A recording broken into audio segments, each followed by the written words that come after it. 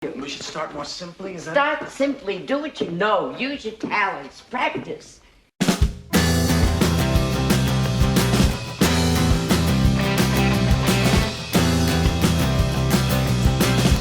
Welcome back to my channel, everybody. Thanks for tuning in. Thanks for all the support on the channel, and like the communication and the building relationships, friendships is very awesome.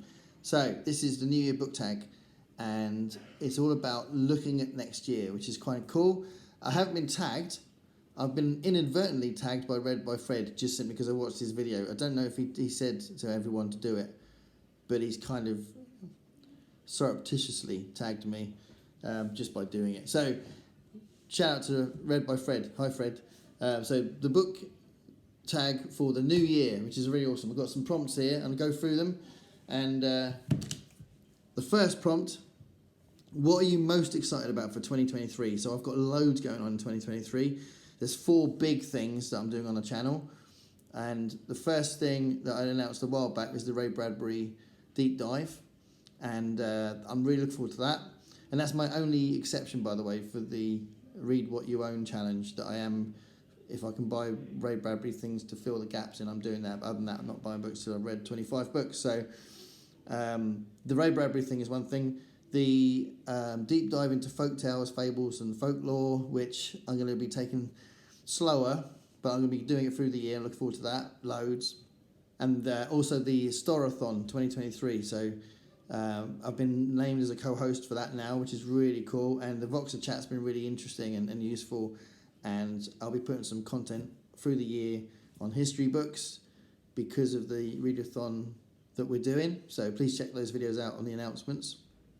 And there's also the David Bowie deep dive that I haven't mentioned yet, but I'm doing that with a bunch of booktubers led by David Wiley. So a big shout out to David, and he came up with this idea, and it's really cool. And I've already listened to, because we're doing his albums in order, I've already listened to David Bowie's first album, which I hadn't heard before, and it's so different to his other stuff. It's really interesting. So I'm going to be doing a video soon on his first 2 albums. And I'm going to be taking it 2 albums at a time. So that'll be coming up on the channel soon. So I'm looking forward to that. And so readathon.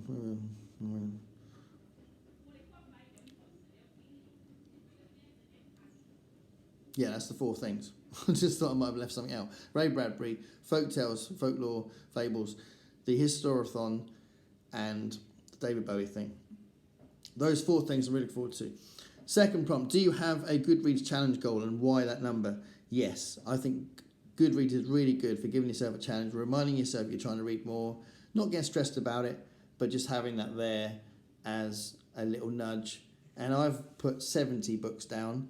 So the last couple of years I've gone over 100, but last year I read a lot in the summer because my wife went on holiday for 3 weeks, and the previous year I was really ill, so I read a lot in hospital and when I was recovering. So I think 70 is a reasonable number, that is quite an achievable goal, and it's a nice little nudge through the year. So 70, that's what I picked for that. The prompt number 3 is list 3 5-star predictions. Okay, so I haven't read these books. They may not be 5-star reads, but these are 3 books I predict I think I'm going to like enough to give them 5 stars. So the first thing is Project Hail Mary. I still haven't read Project Hail Mary. What is going on? So that's by Andy Weir. Kind of universally loved, I think. I don't think I've ever seen anyone criticise it. And looking forward to that because I like the way he writes. The second one I'm going to mention is another book I've mentioned before. Still haven't read it. Had it for a little while. The Anomaly by Harvey Letellier.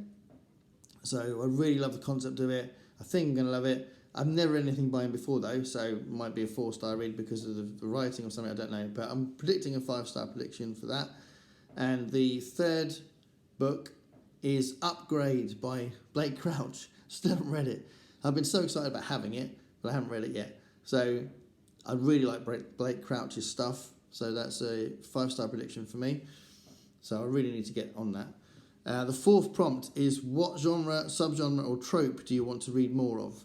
So in amongst all these different readathons and challenges and events I'm doing, I do want to carry on reading some time travel books because eventually, once I feel like I've read enough and I can do it properly, I want to do another third time travel video, which is my top 25 time travel stories. So I've done 2 videos on time travel already, and I love time travel. So I'm going to read a few more books because I think are probably contenders to be in the top 25. So I want to do that this year as well. I don't want to leave that behind. And I want to keep reading Stephen King as well because I've been trying to do that as well. But that's fine. I'm not stressing about that. Prompt number 5. What trope do you think will be the most popular in 2023? The weirdest question. I have no idea. I'm just going to move on. Prompt number 6. Name 3 bookish goals for the year. So my bookish goals for the year, I've got written here. Yeah. So one of the first goal I've written down is to be a good co-host for the Historathon. That one takes a little bit more effort because I'm making an effort to read more history books and I want to be useful and informative and draw on my experience with my history degree and my own passion for certain events and certain interpretations and that kind of thing. So I do want to be a good co-host of the Historathon 2023. That's one goal. Second goal is to sort out my lighting for my live streams. So I've found out that this iPad that I use for my pre-recorded videos is no good for the live streams for some reason.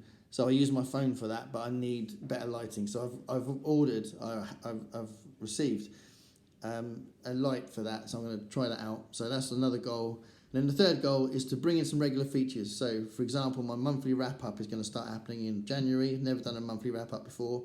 I think that'd be nice. And I do want to figure out a way of doing a BookTube shout-out feature. So don't know how I'm going to do it yet, but that's the plan. So that's prompt number 6. Prompt number 7 is personal goals. 3 personal goals. So name 3 personal goals for the year. First one is I want to get better at my drumming. So last year I gave myself a New Year's resolution to do 5 hours of drumming practice a week. I didn't manage it. I did a lot of practice, but it wasn't 5 hours a week. So this year, to keep improving, I'm going to give myself a more humble goal that is more achievable, which is an hour a week. So that doesn't sound like much, but it will change my drumming, and then hopefully I'll do a lot more than that. But that's a minimum that I want to try and achieve, an hour of drumming practice a week amongst all these other things I'm doing. And then the second thing, so because of various reasons, a lot of it out of my control, I'm now gone part-time. I haven't lost a lot of hours, but I've lost some hours at my teaching job. So because of that, I've got more time. And my second personal goal is to use the time well. So I don't know what that means yet, but I'm going to use the time constructively and in a way that helps my life. So that's the second personal goal. And then the third personal goal is to be better at responding to the doctors. So I've got a thing that means that I have to have regular contact with the doctors, and I'm really bad at it, so I need to be better at it. So it's quite serious, so if I don't do it, it's a bit silly. So I do need to do it. So that is a very definite personal goal, that I need to be better at responding to the texts and communication I get from the doctors and sort that out. So that's my third personal goal. The 8th prompt is, what do you want to leave behind in 2022? So I had a little bit of a funny year last year. The first half of the year, starting from about February right through to the summer, I had a bit of a mini breakdown. I'm fine now. I'm back to normal, back to my old self, and I know what it was. I had to process some stuff. I wasn't myself for a bit, and I'm happy to leave that behind because that wasn't good. So, yeah.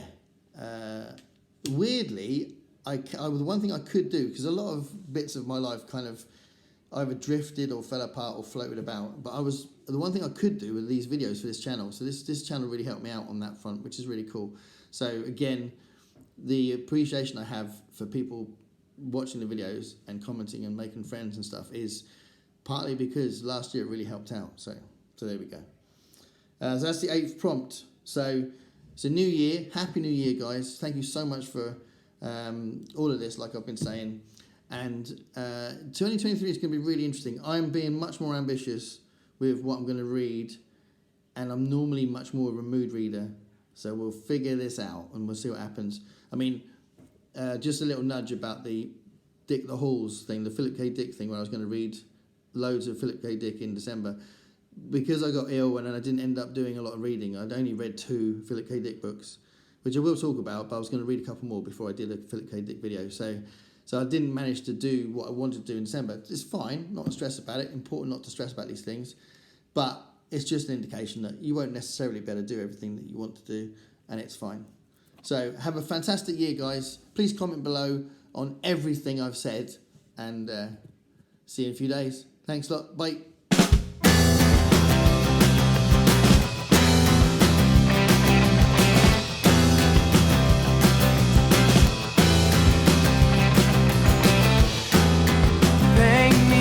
Picture